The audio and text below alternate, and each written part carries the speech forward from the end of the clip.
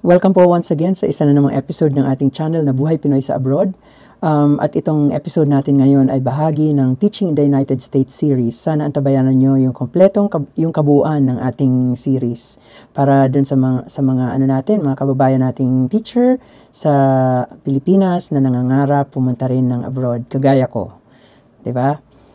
So, sa video natin ngayon, ang focus natin ay mga pamamaraan ng pagtuturo sa American classrooms. Paano ba kinakonduct ang learning at ang teaching sa American classrooms?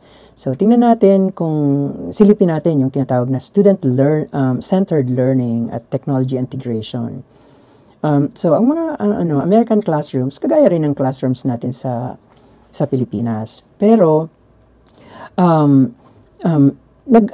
sumasabay ito sa evolution ng ating panahon. Kaya mas focus ito sa creativity at saka sa mga dynamism na binibigay na dala ng technology. Ang mga learners natin ngayon hindi na kagaya dati na pwede mo silang sigaw-sigawan lang, magfo-focus na rin or magre-refocus na naman sila. Ang mga learners natin ngayon medyo mababa na ang pasensya, di ba? Very short na ang kanilang attention span, kaya kailangan mong mag-present ng lessons na interesting para talaga sa kanila, para matuto sila. So, ang mga modern ways ng pagtuturo ay nagbibigay diin o nakafocus siya sa student-centered learning at sinasama yung technology para mapalawak ang opportunity sa pag-aaral. Maririnig mo dito ang mga eskwelahan na proud sila kapag meron silang one-to-one access sa Chromebook. So, yung Chromebook is mas cheaper na device kumpara sa mga laptops na sinusupply sa mga teachers. Pero it enables the classroom or the classroom teachers na mag-present ng mga ways of learning beyond the four walls of the classroom. Kasi technology-based yung kanyang learning. So, ano ang student-centered learning? Ang student-centered learning ay isang pamamaraan kung saan ang mga estudyante ay nasa sentro ng proseso ng pag-aaral. Ang mga teachers ay gumaganap lang bilang facilitator. Maaring narinig nyo na rin yan. Maaring sa sa teacher education time natin sa college ay tinutukan na yan, di ba? Pero this time, it is now a reality in the American classrooms. Na facilitator na lang tayo mga teachers at gumagabay tayo na nagsusupport na lang tayo sa learning process ng mga estudyante. So yung mga estudyante na ang active participants sa discovery, sa problem solving at saka sa critical thinking. Hindi na ikaw yung nag-iisip para sa kanila. Hindi na informational yung teaching na, guys, ako lang ang end all be all. Ako lang yung dictionary nyo, ako lang yung encyclopedia nyo at sa akin lang manggagaling yung lahat ng katotohanan. Hindi na yung totoo ngayon. Kasi i-guide mo na lang sila para sila ang mag-discover kung sa mga tanong nilang bakit, di ba? Sa mga bakit nila. Kasi maraming bakit ng mga estudyante ngayon. Bakit ganito, bakit ganyan.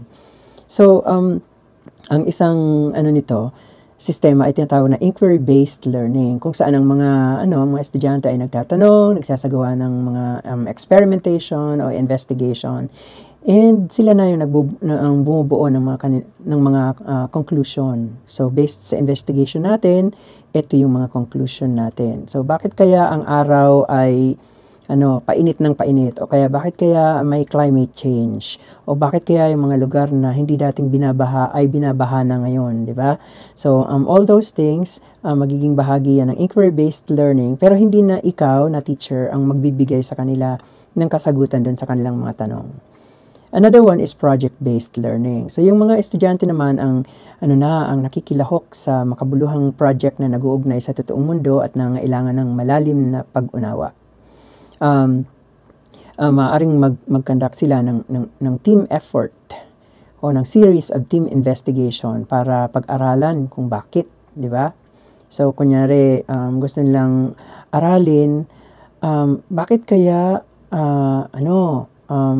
ang mga bulkan sa buong mundo ay halos sabay-sabay kong mag-erupt, di ba? So pwede silang gumawa ng project-based learning at mag-investigate kung bakit ganun ang sistema.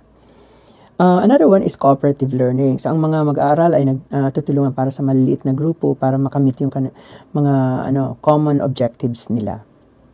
That is cooperative learning. Technology integration naman tayo. So, ang technology ay may mahalagang papel sa modern classroom.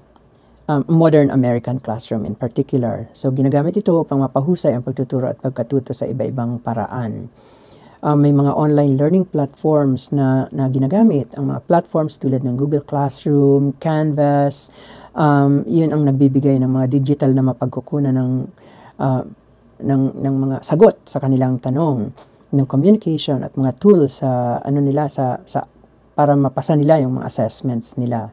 So, karaniwan ang ginagamit ang Nearpad. Kunyari, Nearpad is another modern tool for learning na maaaring i-integrate sa klase para mas interesting pa yung klase. Sa amin, kahit nagtuturo ako ng kindergarten, ang mga estudyante ko ay gumagamit ng Kahoot para sa aming assessment in the classroom. So I can do Kahoot at the beginning to check their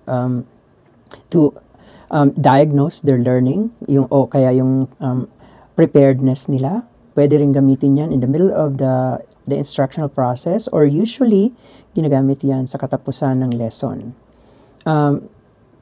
Karaniwan na ginagamit ang mga interactive whiteboard. So nagsuspend ang mga American schools ng millions of dollars para sa mga interactive whiteboards, kung saan pwede itong magbigay daan sa mga teachers na gumawa ng mga dynamic at nakakaingganyong mga lessons. Marami ring educational apps and softwares. Ang mga app and softwares ay nagbibigay ng mga personalized na karanasan, na experiences sa pag-aaral at nagpapalawak ng opportunity para sa pagsasanay at feedback. So in the case of my school district, meron kaming mga intervention programs through apps and software. So personalized yung proseso kasi yung software magre-respond siya doon sa need ng bata. So kung ang bata ay walang progress, for example, nasa plateau siya, doon lang din ang hangganan ng software na yon. Pero kung mas mataas yung expectation ng bata, tumataas din yung expectation ng software. Kaya maganda.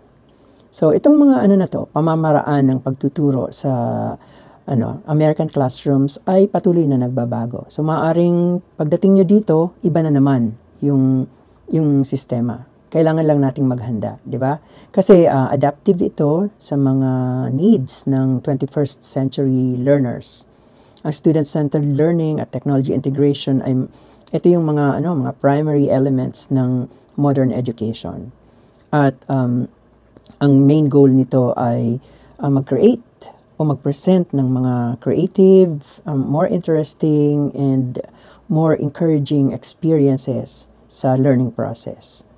So, tuklasin pa natin yung iba-ibang pamamaraan ng pagtuturo at teknolohiya na ginagamit sa American classrooms by visiting some of the links that I'm going to post in our description. Kaya pagkatapos nyo pong panoorin itong episode na to, basahin nyo rin yung description kasi may mga links akong ilalagay doon para sa additional information. Kung may tanong kayo na related dito, gagawin ko ang lahat ng pwede kong gawin para masagot kayo. For as long as they are related to American education na bahagi ng experience ko as a teacher in the United States for more than a decade.